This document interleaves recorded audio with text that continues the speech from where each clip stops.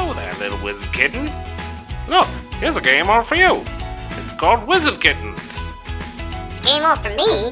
Oh boy. Yes, sirree, little wizard kitten buddy. This game's got everything in it.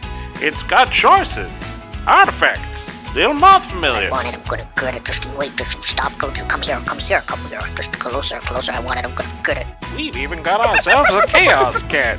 You're gonna want to watch out for that, prankster. What's the game actually about? Are you ever gonna tell us? Now hold your horses, little kitten.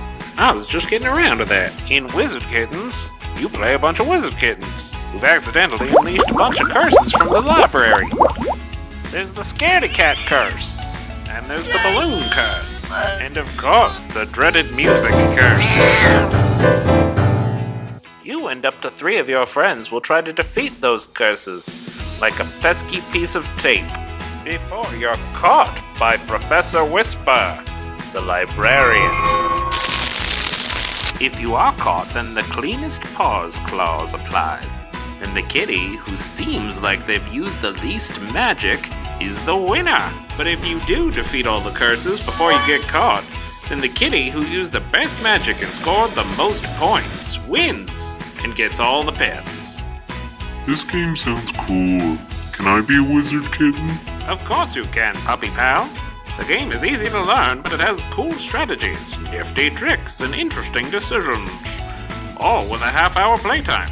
I follow very little of that outside of tricks. But you have my attention. Mine too. I would like to take the game and hide it in my burrow. And what's more, we're even offering an expansion that'll add enough cards for a 5th player, along with cute little monsters. Come on, we have to get Wizard Kittens. I said let's go! Must get wizard kittens. Go right meow. Wizard Kittens, a magical game for all animals, including people-shaped ones. Back the game right meow to get in on all this wizarding action.